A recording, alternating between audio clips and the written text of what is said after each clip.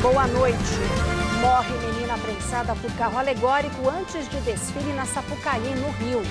Raquel Antunes da Silva, de 11 anos, teve a perna direita amputada em acidente na dispersão do Sambódromo. Ministro da Saúde oficializa fim da emergência para a Covid. Marcelo Queiroga diz que portaria só entra em vigor 30 dias após a publicação. Oposição faz ofensiva para anular decreto de Bolsonaro que concedeu perdão a Daniel Silveira. Partidos querem que STF declare que deputado bolsonarista não pode disputar eleição. Presidente afirma que indulto serviu de simbolismo para a garantia da liberdade e diz que medida é importante não pela pessoa que estava em jogo. Secretário-geral da ONU vai se reunir com o presidente russo Vladimir Putin na próxima semana. E Moscou assume que o objetivo do conflito é territorial. E você vai ver essas e outras notícias no Jornal da Gazeta, que começa agora.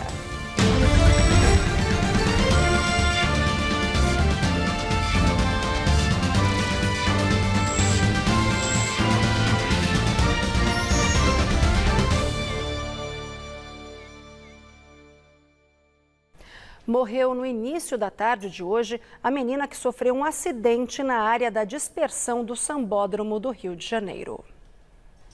Raquel Antunes da Silva, de 11 anos, se aproximou de um dos carros alegóricos da escola de samba em cima da hora e foi prensada junto a um poste.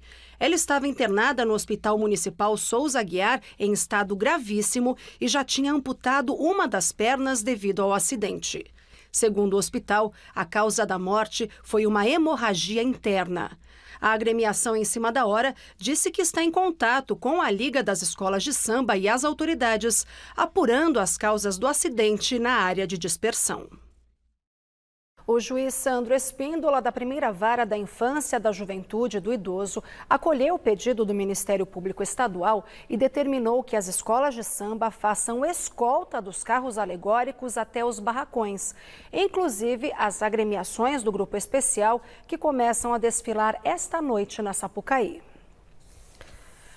O Carnaval de São Paulo também tem espaços dedicados às crianças. O clima ajudou e famílias inteiras aproveitaram a sexta-feira de um jeito diferente no Parque Vila Lobos. E tem programação especial da Folia para o fim de semana.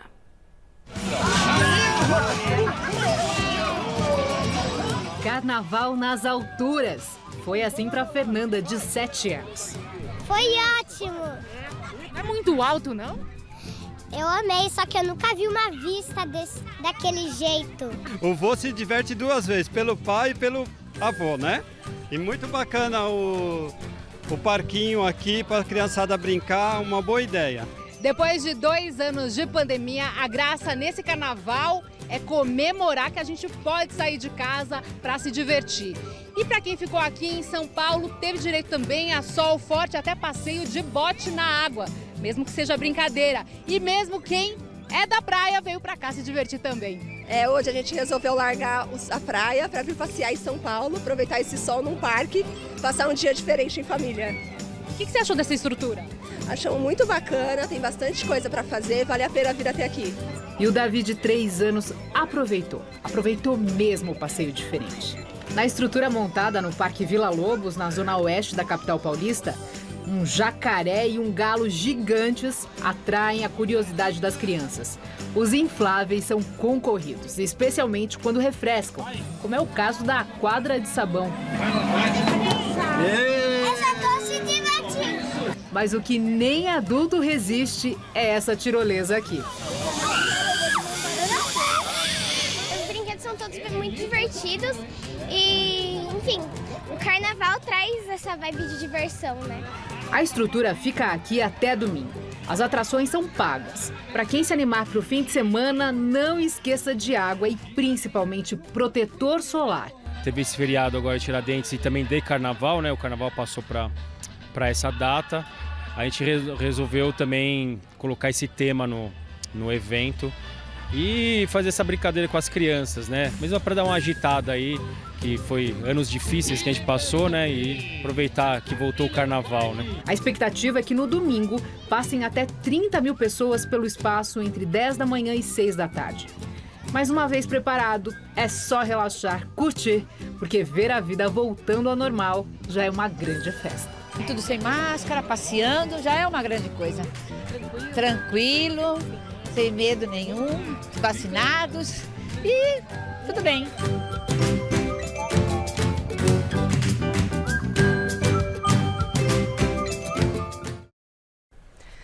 Durante o feriado prolongado de Tiradentes, a ocupação de hotéis no litoral e interior paulista superou a marca de 80%.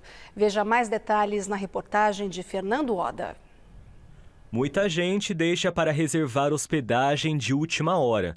Então, a rede hoteleira deve chegar à ocupação máxima, de acordo com a Associação Brasileira da Indústria de Hotéis do Estado de São Paulo, que levantou os números. Nós estamos agora com o carnaval de avenida fora de época, né? Mas nós estamos pleiteando, junto à prefeitura, que faça, pelo menos numa outra época, esse carnaval de rua atemporal. Então, a hotelaria agradece, porque são 2 eventos que a gente pode desfrutar, né? Abrigar os hóspedes, né? Na época do carnaval de avenida e na época do carnaval de rua. Aqui na capital paulista, a média de ocupação hoteleira alcança 40%, que coincidiu com a realização dos desfiles das escolas de samba no sambódromo do Anhembi. A expectativa do setor era maior, pois geralmente a ocupação total das vagas na cidade ficava acima de 60% no período de carnaval, chegando a mais de 80% nos estabelecimentos de menor custo e próximos ao circuito dos blocos. No Rio de Janeiro, a ocupação dos hotéis chegou a 85% e as reservas podem ultrapassar 90% até o fim do feriado, por causa dos desfiles das escolas de samba do Grupo Especial na Sapucaí. No Nordeste, os números são menores devido ao alto custo do transporte aéreo. Maceió, 79% de ocupação. Recife, na casa dos 70%. Natal e Aracaju, com cerca de 60% de quartos reservados. E Fortaleza, com aproximadamente 52%. No sul do país, a expectativa de Santa Catarina é atingir pelo menos 65% de ocupação, enquanto Porto Alegre espera que metade dos aposentos estejam ocupados. O turismo, de uma maneira geral, assim, o turismo nacional, ainda está em recuperação. Voltando à procura aos níveis que estava em final de 2019, começo de 2020, eu creio que a equação para os negócios que permaneceram vai estar bem solucionada. O cenário para os resorts é semelhante. Os estabelecimentos, de acordo com a organização Resorts Brasil, apresentaram um crescimento de cerca de 30% na procura na comparação com a média dos últimos meses. Já o setor de transporte rodoviário se manteve positivo devido à inflação alta, o aumento no preço da gasolina e o custo elevado das passagens aéreas. A expectativa das empresas é de aumento na demanda de até 20% em relação ao feriado de Páscoa. 7 escolas abrem hoje o desfile do Grupo Especial do Carnaval 2022 de São Paulo. Vamos falar com o repórter Fernando Oda, que está no Sambódromo do Anhembi e tem mais detalhes. Boa noite, Fernando. Lu, boa noite para você, boa noite a todos que nos acompanham. Olha só, estou aqui num ponto fora do Sambódromo do Anhembi, na zona norte da capital paulista, mas com uma visão privilegiada, onde dá para ver os carros alegóricos das escolas de samba. E hoje quem toma conta da pista do Sambódromo são as escolas do Grupo Especial, ou seja, as mais prestigiadas, as mais pontuadas nos últimos carnavais, né? Então, nessa ordem, Acadêmicos do Tucuruvi, Colorado do Brás, Mancha Verde, Tom Maior, Unidos de Vila Maria, Acadêmicos do Tatuapé e Dragões da Real fecha a noite. Mas não termina por aí, porque amanhã são as demais escolas do Grupo Especial. Então, Vai, Gaviões da Fiel, Mocidade Alegre, Águia de Ouro, Barroca Zona Sul, Rosas de Ouro e Império de Casa Verde fecha a noite. Tanto ontem quanto no último sábado, as escolas do grupo de acesso já deram um show também E eu acho importante a gente explicar para o pessoal de casa por que os desfiles estão acontecendo agora em abril, né? Tradicionalmente eles acontecem em fevereiro, justamente por causa da pandemia de Covid-19, especificamente por causa da variante Ômicron. Lá no começo do ano a variante chegou com muita força no país e isso fez com que o número de casos e óbitos pela doença aumentasse muito. Então, frente a esse cenário, o prefeito da capital, Ricardo Nunes, do MDB, se reuniu com o prefeito Eduardo Paes, do PSD do Rio de Janeiro, e juntos eles decidiram em consenso que seria prudente adiar os desfiles para este mês. Então, obviamente, as escolas tiveram aí um pouco mais de tempo para se preparar e a gente também, depois de 2 anos sem desfile, a expectativa não poderia ser maior. Eu volto com você no estúdio, Lu. Obrigada, Fernando. O ministro da Saúde, Marcelo Queiroga, assinou hoje a portaria que encerra a emergência sanitária no Brasil devido à Covid-19. O estado de emergência de saúde pública de importância nacional, o SPIN, estava em vigor desde fevereiro de 2020. O ministro da Saúde já havia anunciado a intenção de encerrar a emergência e a assinatura oficial da portaria ocorreu em evento nesta manhã. Segundo Marcelo Queiroga, a decisão tem relação com a melhora do cenário epidemiológico, a alta cobertura vacinal e a capacidade do SUS de reagir caso a situação volte a se agravar. Mesmo que tenhamos casos de Covid, porque nós não acabamos a Covid e nem nós acabamos com o vírus vai continuar circulando e nós temos que aprender a conviver com ele. Se houver necessidade de atendimento na atenção primária, nós temos condições de atender. Se houver necessidade de leitos de terapia intensiva, nós temos leitos de terapia intensiva. Segundo o Ministério da Saúde, ações de testagem, vacinação, distribuição de vacinas e medicamentos vão continuar. A pasta também pediu à Anvisa que permita por mais 1 ano a aplicação da Coronavac e de outros medicamentos contra a Covid que têm apenas aprovação para uso emergencial.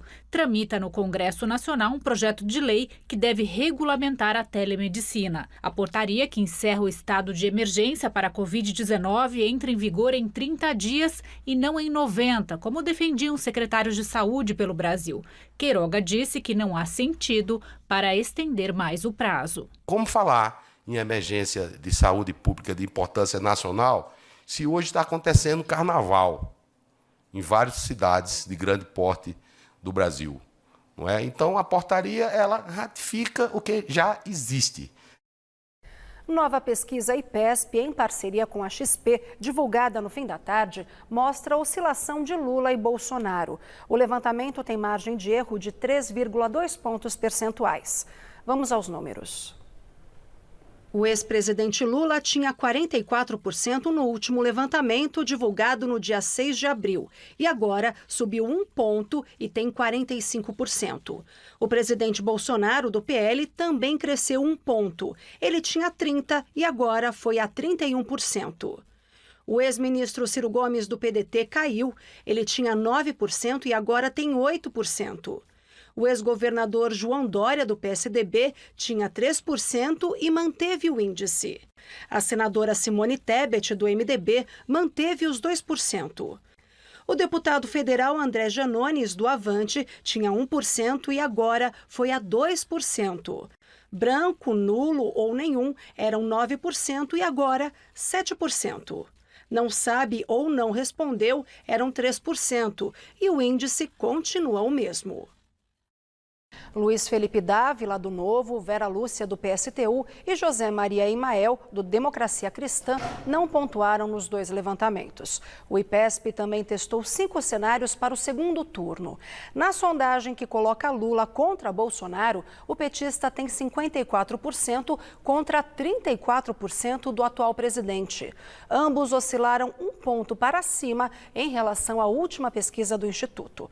O levantamento foi feito com 1.000 pessoas por telefone entre 18 e 20 de abril e foi registrado na Justiça Eleitoral. A decisão do presidente Jair Bolsonaro de conceder o perdão da pena imposta pelo Supremo Tribunal Federal ao deputado Daniel Silveira segue repercutindo em Brasília. Hoje, a oposição fez uma ofensiva junto ao STF e ao Congresso Nacional para derrubar a medida. A reportagem é do nosso correspondente em Brasília, Afonso Marangoni. Ao pedir a suspensão do decreto, a Rede Sustentabilidade afirmou que o presidente Jair Bolsonaro agiu para derrubar o tabuleiro do jogo democrático e republicano. O partido disse que, insatisfeito com o resultado do julgamento, Bolsonaro resolveu portar-se como uma instância revisora de decisões judiciais. No julgamento, que ocorreu na quarta-feira, 10 dos 11 ministros do Supremo votaram a favor da condenação de Silveira. 9 seguiram integralmente o relator Alexandre de Moraes, que sentenciou o deputado a 8 anos e 9 meses de prisão em regime inicialmente fechado por estímulo a atos antidemocráticos e ataques a instituições como o próprio STF. E sabemos, sem um poder judiciário independente, sem um poder judiciário autônomo, não existe Estado de Direito. E sem Estado de Direito, não existe democracia. Ao Supremo, a rede pede que seja concedida uma liminar suspendendo a graça e que o caso vá para o plenário da Corte. Caso o pedido não seja acatado, que o STF reconheça a inelegibilidade do deputado Daniel Silveira. O senador Renan Calheiros, do MDB, também protocolou uma ação pedindo que o decreto de Bolsonaro seja suspenso. Ele afirmou que o presidente não pode desafiar decisão condenatória originária do STF ao arrepio de todo o ordenamento jurídico e de toda a sociedade. O PDT também contestou a medida, dizendo que o intuito do presidente é violar as competências do Supremo e desrespeitar suas decisões, em um ato eminentemente autoritário e inconstitucional. A ministra Rosa Weber foi sorteada relatora das ações. Agora que foi acionado, a expectativa é de como será a resposta do Supremo ao perdão dado por Bolsonaro a Silveira. A medida do presidente, que foi elogiada por apoiadores, intensifica a crise entre a presidência da República e o Supremo Tribunal Federal. Não é de hoje que o chefe do Executivo Federal vem fazendo críticas a decisões de ministros da Suprema Corte do país. Em outra frente, parlamentares como o senador Randolfo Rodrigues, da Rede, apresentaram projetos de decretos legislativos para derrubar o decreto presidencial. Já o PSOL protocolou um projeto de decreto legislativo na Câmara dos Deputados, também com o intuito de sustar o ato de Bolsonaro. Além da prisão, a decisão do Supremo também leva à perda do mandato e à inelegibilidade de Daniel Silveira após o trânsito em julgado, quando não cabe mais recurso. No mundo jurídico, há entendimentos diferentes. Um deles é que o perdão dado por Bolsonaro não tem o condão de pôr fim a estes efeitos secundários da decisão do Supremo. A prerrogativa de concessão do indulto individual, da graça, como um ato do poder público, pode haver a propositura de que nós chamamos de arguição de descumprimento de preceito fundamental, que é quando um ato do poder público viola frontalmente um dos preceitos fundamentais da Constituição Federal. Tem-se notícia de que já foi proposta essa ação perante o Supremo Tribunal Federal, que poderá, de alguma forma, fiscalizar e controlar esse ato, embora, pela doutrina das questões políticas, o mérito desse ato não possa ser submetido à jurisdição. E nós vamos ver com o Supremo Tribunal Federal como vai reagir a essa ação, como que vai interpretar a Constituição. Ontem, o presidente do Senado, Rodrigo Pacheco, do PSD, afirmou que a decisão de Bolsonaro é inusitada, mas deve ser cumprida. No entendimento dele, a possível motivação político-pessoal não invalida o ato, embora possa fragilizar a justiça penal e suas instituições. Pacheco disse que, apesar de não ter o poder para reverter o perdão, o Congresso poderá votar uma mudança na lei para impedir que decisão semelhante possa ser tomada no futuro. E o presidente Bolsonaro afirmou hoje, durante evento do governo, que o indulto a Daniel Silveira serviu de simbolismo para a garantia da liberdade. Ontem foi um dia importante para o nosso país. Não pela pessoa que estava em jogo, ou por quem foi protagonista deste episódio, mas do simbolismo de que nós temos mais que o direito, nós temos a garantia da nossa liberdade.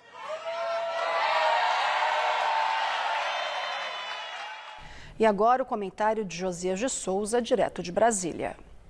O confronto é parte do DNA de Bolsonaro. Sempre que pode, o presidente cria uma crise. Em 3 anos, falando sempre em minhas Forças Armadas, ele se esmerou em armar conflitos com o Supremo Tribunal Federal e com os ministros da Corte que fazem hora extra no Tribunal Superior Eleitoral. Ao perdoar os crimes contra a ordem democrática atribuídos ao aliado Daniel Silveira pelo Supremo, Bolsonaro esticou a corda de uma maneira diferente. Ele evoluiu dos ataques verbais toscos para o refinamento das filigranas jurídicas. Bem orientado, Bolsonaro usou um voto proferido no Supremo pelo seu desafeto Alexandre de Moraes em 2019 para torpedear a condenação imposta a Daniel Silveira a partir de outro voto do mesmo Alexandre de Moraes. Estamos cumprindo à risca o que lá atrás decidiu o senhor Alexandre de Moraes, disse Bolsonaro, ao anunciar o decreto que concedeu ao condenado Daniel Silveira a graça do perdão. A decisão a que Bolsonaro se refere foi tomada em maio de 2019. Por 7-4, o Supremo validou um decreto de indulto que o ex-presidente Michel Temer havia assinado no Natal de 2017. O ministro Luiz Roberto Barroso havia decidido suspender os efeitos de trechos do decreto de indulto de Temer.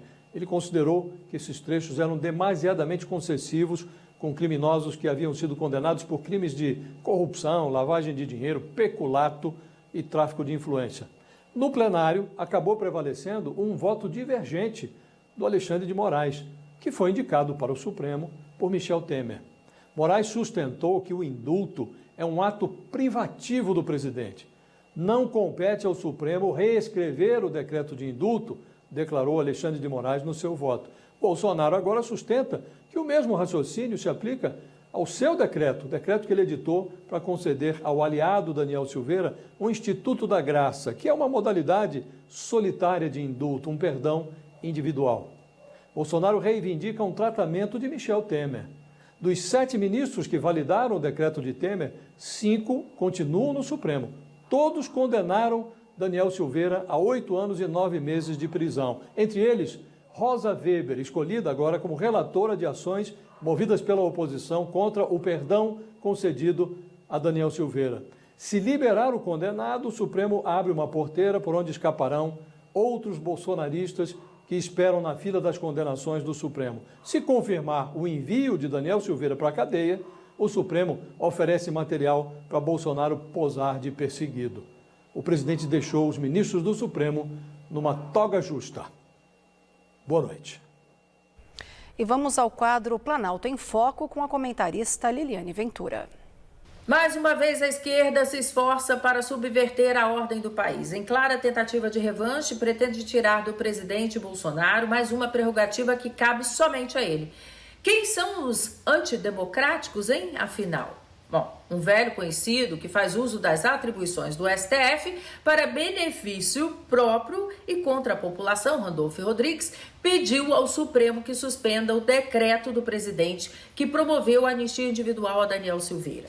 A figura ainda pede análise do caso pelo plenário do Supremo. De novo, bastidores curiosos do poder. Recentemente, encontraram uma assinatura falsa no pedido da abertura da CPI da Educação, liderada por Randolfo Rodrigues. Agora, a advogada que ajuizou contra o decreto da graça ao Daniel Silveira é assessora do Randolfo no Senado, de acordo com o portal Transparência. Atitude considerada ilegal em razão do uso da máquina pública. Mas isso é apenas um detalhe, né, senador? O presidente somente quer, através do seu direito, preservar a liberdade de expressão ameaçada por inúmeros arroubos ditatoriais contra aqueles que ousam pensar fora da determinação dos editores da nação. Aspas para ele. Ontem foi um dia importante para o nosso país, não pela pessoa que está em jogo ou por quem foi protagonista desse episódio, mas o simbolismo que temos, mais que o direito, nós temos a garantia da nossa liberdade, declarou o presidente em evento para comemorar os 522 anos do descobrimento do Brasil. Muito se questiona porque os ministros estão violando a Constituição Federal. Rosa Weber deu ao Bolsonaro, no dia de sua posse, uma cópia da Carta Magna. Talvez aquela fosse a única que lá tinha, porque estão decidindo de acordo com as suas convicções e não conforme a lei. Sobre o pedido de Randolfo, esperamos que eles mantenham a coerência. Afinal, Alexandre de Moraes, em 2017, afirmou: o indulto é ato de clemência constitucional, é ato privado do presidente. Podemos gostar ou não, assim como vários parlamentares também não gostam quando o STF declara inconstitucionalidade de leis ou emendas, mas existe. Ou de Gilmar Mendes, que declarou: o presidente está submetido aos custos políticos da concessão do indulto. Há uma clara incongruência nos que defendem a limitação do indulto. Questiona-se a prerrogativa de dar maiores poderes ao presidente, mas não a crescente atividade acima na lei do Ministério Público. Já a relatora da ação, a Rosa Weber, versou: situações particulares não importam, já que o indulto é concedido por decreto presidencial de maneira abstrata. Mas é de Lewandowski que aqui merece destaque, viu? Compete privativamente ao presidente da República conceder indulto, e como dar apenas o indulto foi redigido com projeções normativas gerais e abstratas, caracterizadas pela universalidade, de maneira que não pode ser interpretado como se tivesse o objetivo de beneficiar alguém. Sobre a atitude do presidente, alguns palpites. Para os incrédulos, é o checkmate do Bolsonaro. Para os cristãos, é o João 8,32. E conhecereis a verdade, e ela vos libertará. Boa noite. Depois que entrou em lockdown, a China registrou as primeiras mortes por Covid-19 nesta semana, em meio ao novo confinamento por causa de um surto da infecção, pior que o primeiro em Wuhan. Nos últimos dias, a população se revoltou contra a medida aplicada no fim de março e realizou protestos em Xangai. Isso porque a vigilância na capital é intensa e há relatos de falta de comida. A cidade tem cerca de 25 milhões de habitantes e é um dos principais centros econômicos do país. O porto de Xangai está completamente parado. Alimentos presos em contêineres e sem acesso à refrigeração estão apodrecendo. Quase 400 milhões de pessoas estão sob bloqueio total ou parcial, como parte da política de Covid-0 na China. O comércio está parcialmente fechado e o transporte público com funcionamento restrito em ação para barrar o novo surto da doença. Impedidos até de sair às ruas para comprar comida, a população de Xangai se manifestou em raro ato contra as medidas do governo há poucos dias. Também faltam remédios para os moradores. Com um cão-robô, o governo chinês fiscaliza as ruas da capital com alto-falante.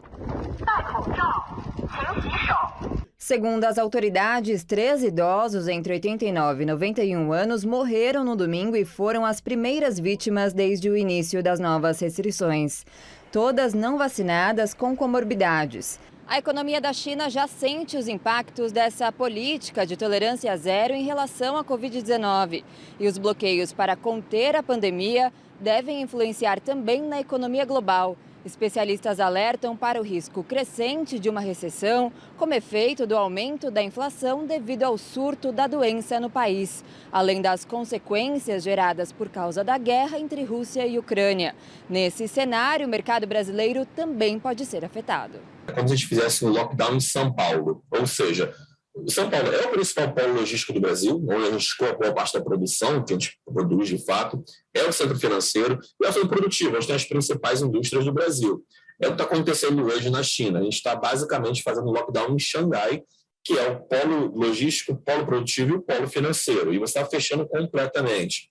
O Brasil provavelmente vai encontrar também dificuldade na produção dos seus materiais de manufaturas aqui, porque importa muita coisa da China para poder produzir aqui. Então, supõe que aquela fábrica da LG, de novo, vai estar considerando colocar todo mundo em férias coletivas, porque não vai ter chip, não vai ter tela, não vai ter teclado, entre outras coisas. Então, o Brasil ele tem que estar preocupado nesse momento com a situação da China em tentar esperar que a demanda deles continue mais ou menos igual, que não caia muito, e esperar que eles não tenham um desafio logístico muito grande e não tenham problemas de produção para que eles possam mandar os insumos para que a gente possa manter a nossa produção em dia. Originalmente programado para terminar no dia 5 de abril, o lockdown na capital Xangai foi ampliado e estendido indefinitivamente em meio ao avanço dos casos da doença na região. Com as restrições mais rigorosas na China, já existe uma previsão de escassez de insumos no mundo todo. Certamente vai impactar bastante, não só a economia em função dos negócios, do consumo, mas da produção do país. Tem fábricas fechando já, os estoques estão acabando, então já há um impacto hoje, a gente não tem mensurado esse impacto ainda, já há um impacto hoje na economia chinesa, e ao longo do próximo mês a expectativa é que esse impacto não só se aprofunde na China, mas comece a chegar no resto do mundo. Mercado financeiro. O dólar comercial teve a maior alta diária desde 2020, com um aumento de 4,04%, fechando o dia cotado a R$ 4,80 na venda. E o Ibovespa da Bolsa de Valores B3 fechou a semana em queda de 2,86% aos 111.078 pontos. No Itaú Cultural, instituição aqui na Avenida Paulista, uma exposição lançada essa semana homenageia um dos ícones da música brasileira, Lia de Itamaracá, conhecida por ser a rainha da ciranda.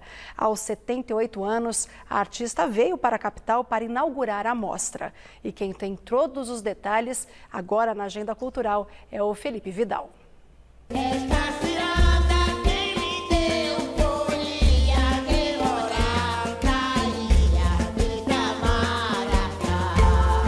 Muito mais do que isso. Além da canção, Lia entregou um gênero. A ciranda foi para o palco encantando multidões na onda da cultura popular. Meu sonho era esse, de cantar, de ser uma cantora, de estar com muito público. O artista faz o público faz o artista. E isso nunca me faltou. Isso eu amo, gosto demais, porque representa o meu trabalho maravilhosamente. Maria Madalena Correia do Nascimento, a Lia de Itamaracá, pernambucana, pulsa poesia desde menina. A vocação vem de berço. O lugar que ela nasceu já é propício. Em Tupi-Guarani, Itamaracá significa pedra que canta. Destrinchando mais a palavra, Itamaracá. Nessa imensidão do oceano, Lia vem e vai, contagiando o mundo, transbordando música, amor e alegria. Me inspira a onda do mar, me inspira a praia. É na praia onde eu me inspiro, é na praia que eu faço o meu trabalho, é na praia que vem minha energia, que eu sou filha de Iemanjá. Sal, som e sol. São esses três pilares, sinônimos de Lia, que norteiam a mostra no Itaú Cultural. A homenagem faz parte da 55ª edição do projeto de ocupação, já tradicional da instituição. O percurso começa pela origem e ancestralidade da artista, chega à música e à projeção internacional, passa pelos figurinos e adereços até a consagração. Um dos documentos expostos é o título de Patrimônio Vivo do Estado de Pernambuco, concedido em 2005. E claro, não falta música, desde os instrumentos à formação da roda. Esse espaço ele é circular, primeiro porque ele tem uma ideia do movimento, e isso também tem impacto direto com o mar. As pessoas estão fazendo uma grande circulação, como a palavra diz, né? Ali uma ciranda, estão fazendo um passeio em torno do grande centro que é a Lia. A ciranda dança preto, dança branco, dança tudo, não tem preconceito. É uma harmonia, é um amor, é um carinho.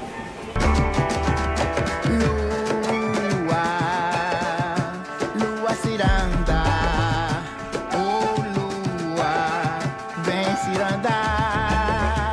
Todos juntos, se liga na dica para entrar no embalo e acompanhar o ritmo. Já fica aí, viu, Telespecs? É o pé esquerdo. Nunca vai dançar com o pé direito que você atrapalha. Mas por que atrapalha o pé direito? É o andamento da ciranda, pancada do mar e a pancada do sul. Da componente da onda do mar. O mar vai e o mar vem. O mar vai e o mar vem. O mar vai e o mar vem. O mar vai e o mar vem. Elevando a graça e celebrando este ícone, a exposição fica em cartaz até 11 de julho, incluindo a agenda de shows. Fica ligado no site itaucultural.org.br. A gente vamos dançar ciranda? E veja a seguir as últimas notícias sobre a guerra na Ucrânia e a previsão do tempo para o Brasil e o estado de São Paulo. A gente volta já já. O secretário-geral da ONU deve se reunir com o presidente russo Vladimir Putin na próxima terça em Moscou. Segundo a entidade, Antônio Guterres vai discutir medidas urgentes para trazer a paz na Ucrânia, baseadas na Carta das Nações Unidas e no direito internacional. Um general russo revelou hoje que o objetivo de Moscou é assumir o controle total sobre o sul e leste da Ucrânia para estabelecer um corredor terrestre ligando a Rússia à Crimeia, península que foi anexada em 2014. O Ministério da Defesa ucraniano declarou que a Rússia finalmente reconheceu que a guerra não serve para vencer míticos nazistas, mas sim para ocupar territórios da Ucrânia, o que o Kremlin sempre negou que faria. Nesta sexta, intensos combates foram registrados em Donetsk e Luhansk, assim como bombardeios ao sul, na região de Mykolaiv, onde 20 pessoas teriam ficado feridas. Em Mariupol, a tensão continua. Os cerca de 2.000 soldados ucranianos entocados no complexo siderúrgico ainda não se renderam. Segundo o prefeito da cidade, 100.000 civis continuam presos e a vida deles está nas mãos da Rússia. Mas não houve consenso entre Kiev e Moscou para a abertura de novos corredores humanitários. O presidente do Conselho Europeu, Charles Michel, disse ter apelado em ligação a Putin pela abertura urgente de um corredor em Mariupol. O massacre na cidade fica cada vez mais claro. Imagens de satélite divulgadas hoje mostram que mais de 200 novas covas coletivas foram abertas a oeste de Mariupol. E no Vaticano, o Papa Francisco anunciou que decidiu cancelar o encontro que teria em junho em Jerusalém com o patriarca Kirill, líder da Igreja Ortodoxa da Rússia. Isso porque ele é aliado do presidente Vladimir Putin e não se posicionou contra a guerra na Ucrânia. E à tarde, o presidente da Turquia, Tayyip Recep Erdogan, anunciou que conversará por telefone dentro das próximas 48 horas com os líderes Vladimir Putin e Volodymyr Zelensky, na esperança de marcar um encontro em Istambul para mediar um acordo de paz entre a Rússia e a Ucrânia. E a Justiça da França emitiu um mandado de prisão internacional contra o brasileiro Carlos Ghosn, ex-CEO da Renault e da Nissan, e para também outras 4 pessoas. A suspeita é que o grupo teria desviado milhares de euros da Renault, montadora que Ghosn presidiu, por meio de uma concessionária de automóveis em Omã. Carlos Ghosn, que vive no Líbano e já foi preso no Japão por supostas violações financeiras, se disse surpreso com o mandado. Ghosn, que também tem nacionalidade libanesa e francesa, deveria ter sido julgado em Tóquio por peculato financeiro, mas ele mora em Beirute desde que fugiu do Japão no final de 2019 e o país não extradita seus cidadãos. Hora da previsão do tempo aqui no Jornal da Gazeta. E vamos falar com a Fernanda Azevedo. Boa noite, Fê. Nossa, que calor fez hoje à tarde, né, aqui em São Paulo. E aí eu te pergunto, o tempo vai continuar assim no fim de semana? Vai sim, Lu. Boa noite para você também. Vai fazer calor não só aqui em São Paulo, como em boa parte do país. Hoje a máxima chegou a 29 graus aqui na capital paulista e agora tem uma tendência de queda até por volta dos 17 graus na madrugada. Então vamos voltar a falar com o Fernando Oda, que está lá no Sambódromo do AMB, na zona norte de São Paulo.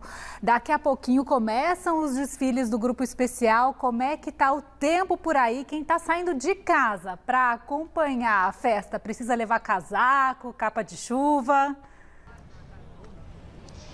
Oi, Fê, boa noite para você, boa noite a todos novamente. Olha só, por aqui o tempo tá aberto, viu? Até que tá bastante calor, mas a gente tá falando de São Paulo, né? Então daqui 2, 3 horas tudo pode mudar. Então sugiro sim que as pessoas que vão prestigiar o desfile saiam com um casaquinho e uma proteção para chuva, no caso capa, porque guarda-chuvas estão proibidos por aqui. Olha só, vou dar uma boa notícia, ainda tem ingresso disponível para hoje, para você acompanhar os desfiles, através da bilheteria ou pelo site clubedoingresso.com, na arquibancada 150 e no camarote R$650. Eu volto com você, Fê. Valeu, Fernando. Boa cobertura para vocês, bom trabalho. Esse ano, por causa da Covid-19, o carnaval foi adiado em São Paulo e também lá no Rio de Janeiro. E amanhã tem desfiles de novo aqui e lá. E não tem previsão de chuvas, nem para o Sambódromo do AMB, nem na Marquês de Sapucaí. Por aqui, temperaturas em torno de 18 graus na noite de sábado. Lá no Rio, um pouco mais quente, em torno de 21 graus.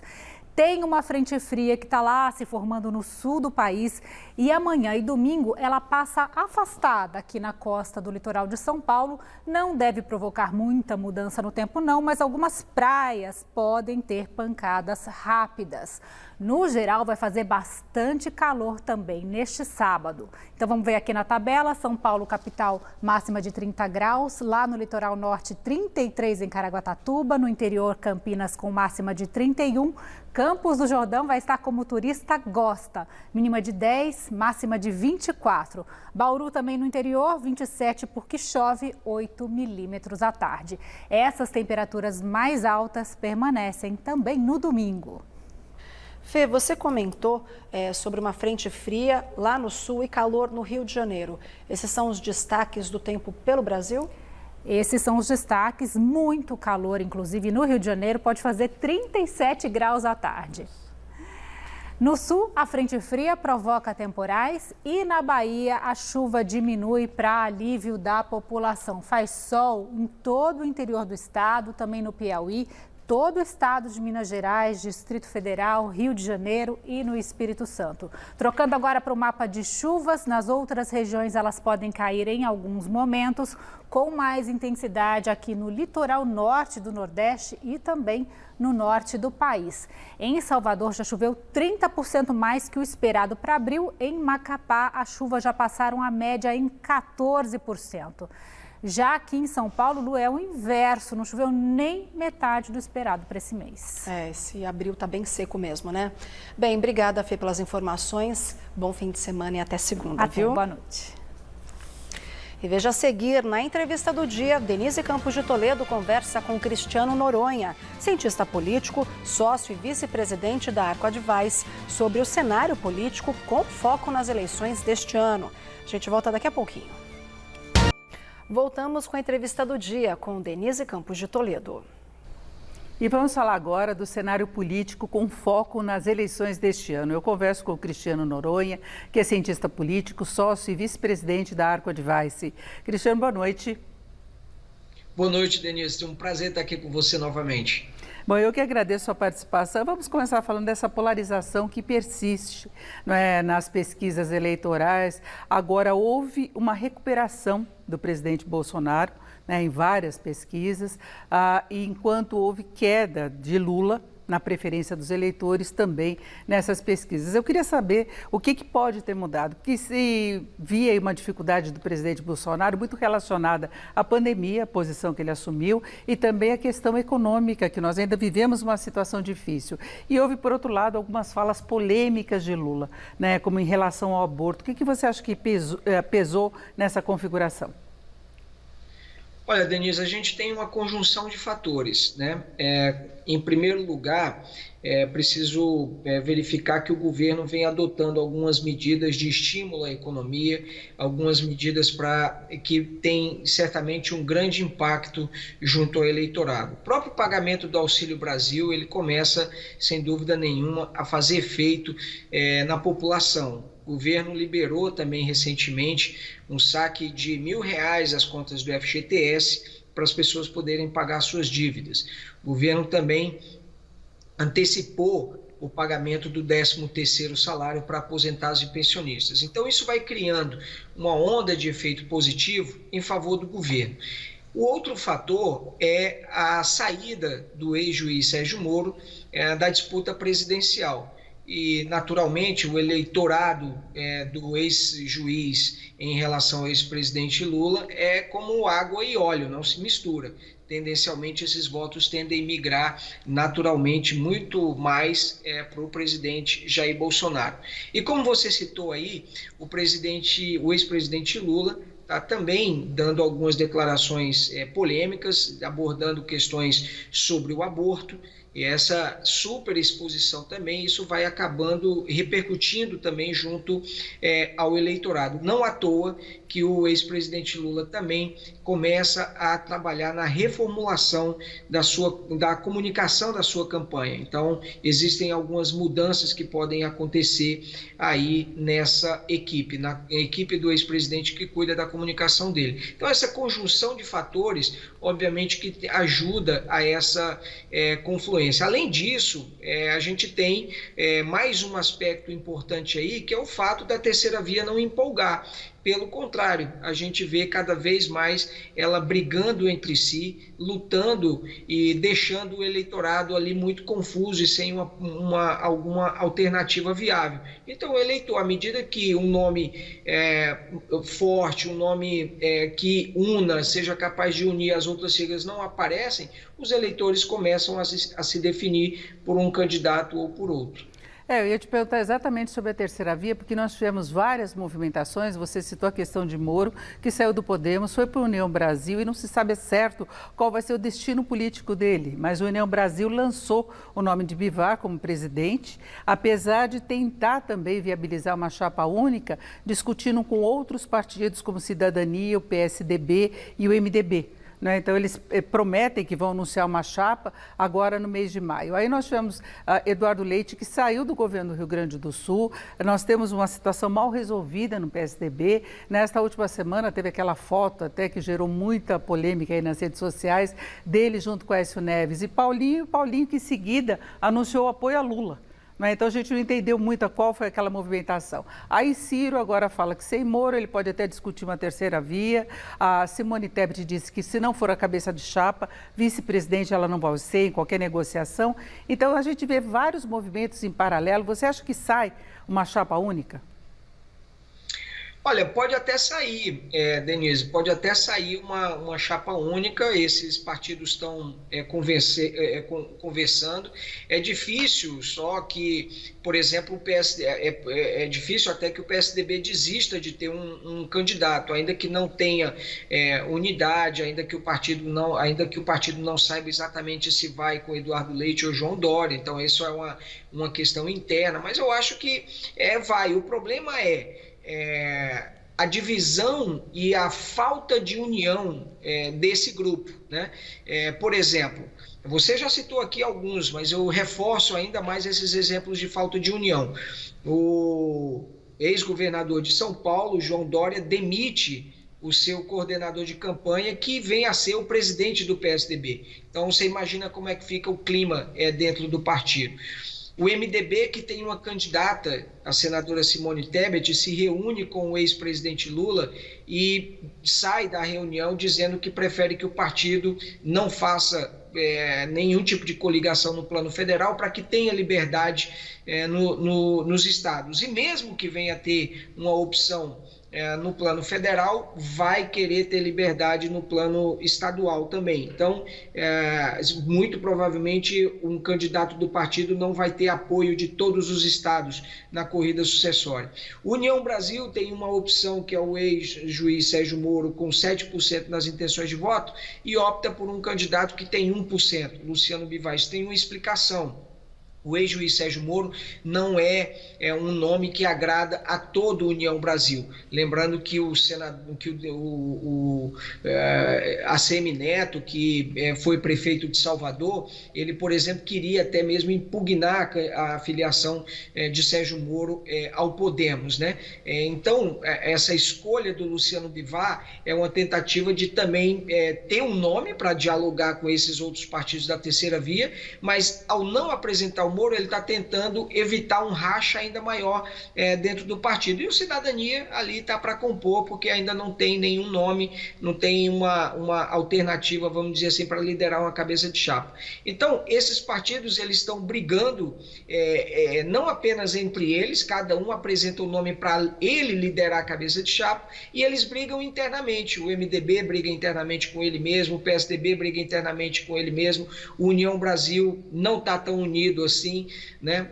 Então, essa divisão toda dificulta a expectativa. E aí você falou do Solidariedade, por exemplo, aderindo à candidatura do ex-presidente Lula. Por que o Paulinho da Força fez isso? Porque ele percebe claramente que a terceira via não atrai não é o Solidariedade nenhuma grande força política, eles têm apenas 7 deputados federais e não tem nenhum senador, mas é um gesto, é uma percepção de que a terceira via de fato não vai e eles aderem ali à candidatura do ex-presidente Lula na expectativa de participar do governo e ter, vamos dizer assim, apoio em algumas localidades para de repente eleger uma boa bancada na Câmara dos Deputados.